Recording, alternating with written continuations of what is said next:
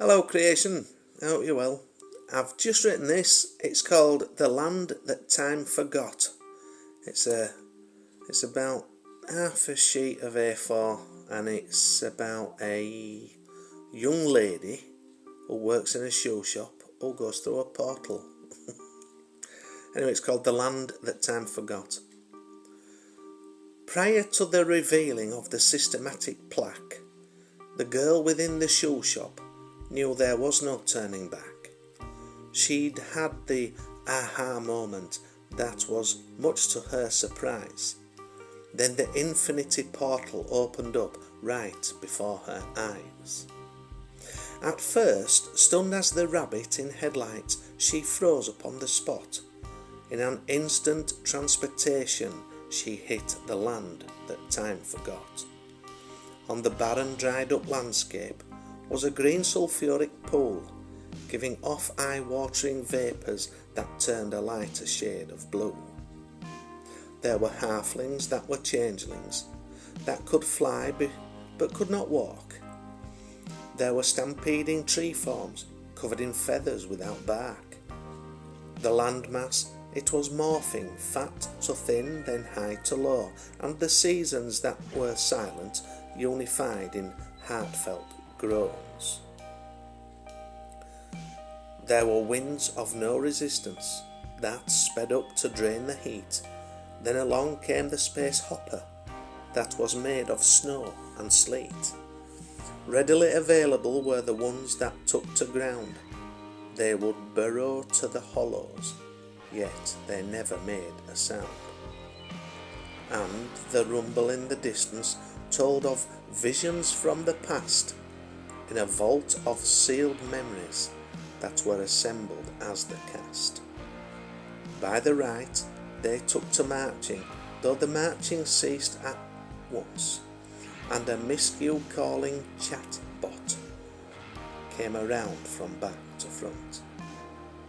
Had the girl from the shoe shop stayed a little longer, she'd have found the hidden bounty and cashed up with all her wonder.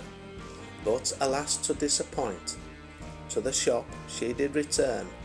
Now she has forgotten all she saw, for the portal she did spurn.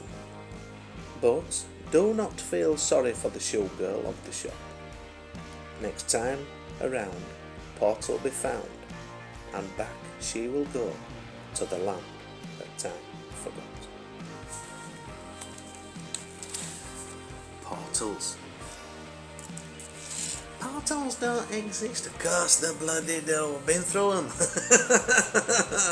I've been through them. Of course they do. Of course they do. Yeah. Time and space. Yeah. Doorways to different realities. He's bonkers, he is. No. Not in my reality, I'm not. No. There's a lot beyond that of the veil, shall we say. And I'm not on about Daisy Vale at Thorpe. Yeah. Yeah. It's alright, you'll only get that if you know the area. So yeah. The land that time forgot. Last night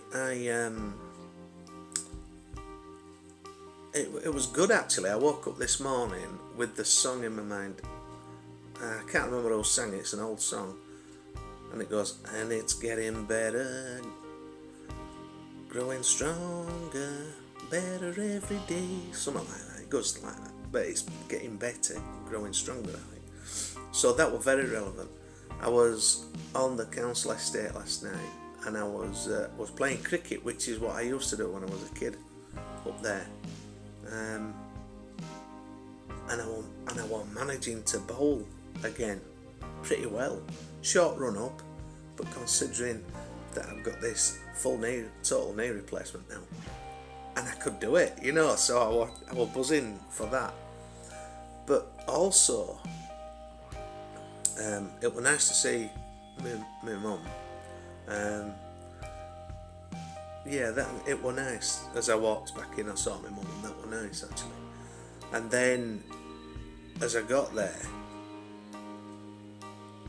I'd been in the centre of the estate was a community centre that we used to go and, if there were any sort of they'd have like the youth club there, or they used to call the men's night, or they'd have the bingo night or whatever, for the residents on the estate. And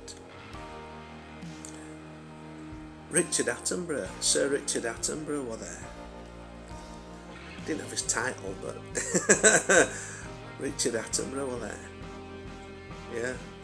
And then, as I just was going in through the door at where I lived, he pulled up outside in a big Bentley.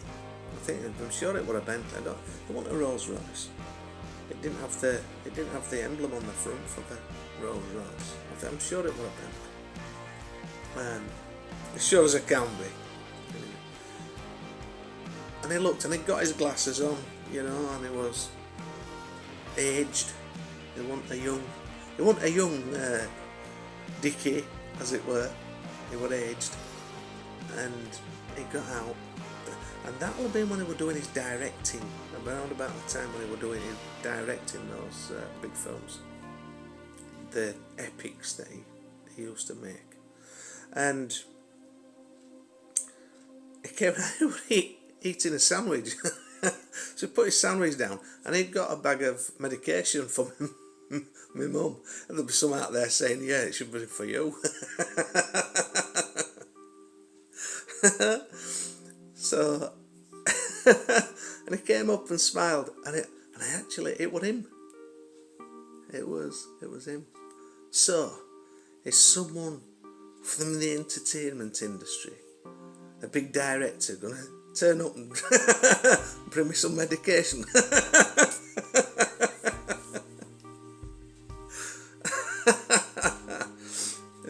Oh well, you never know. Well, you don't. You never know who's gonna knock on your door. That's funny, man. Okay. Brilliant. Absolutely brilliant. Love it. So, wherever you are in the world, whatever you're doing, try and raise your vibes, regardless of circumstance around you. And I know it can be difficult, but it's the good vibrations that are going to bring about the changes for the better in this world. So, and if we can raise that vibe, we're doing ourselves the world of good. That's it for now. Take care.